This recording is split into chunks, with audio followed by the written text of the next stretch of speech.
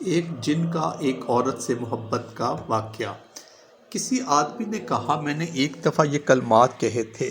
ایک شخص نے کہا میں نے یہ کلمات آسمان سے سنے ہیں، کسی سے نہیں سنے۔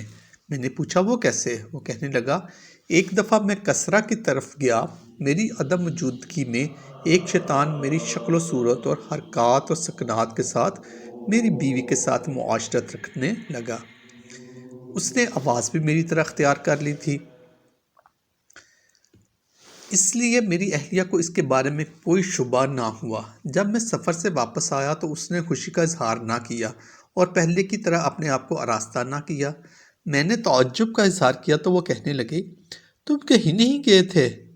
پھر وہ شیطان میرے پاس آیا اور کہنے لگا میں ایک جن ہوں، مجھے تمہاری بیوی سے محبت ہو گئی تھی، میں تیری شکل میں اس کے پاس آتا رہا، تم ناراض نہ ہونا، دو چیزوں میں سے ایک اختیار کر لو، یا رات تمہارے لیے اور دن میرے لیے، یا رات میرے لیے اور دن تمہارے لیے۔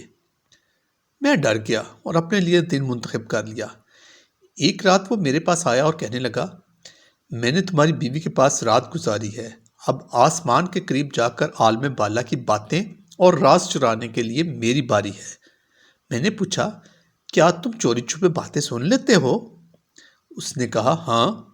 پھر اس نے مجھ سے پوچھا کیا تم میرے ساتھ آنا چاہتے ہو؟ میں نے ہاں کر دی۔ اگلی رات وہ میرے پاس آیا اور کہنے لگا منہ دوسری طرف کرو۔ میں نے چہرہ دوسری طرف کر لیا۔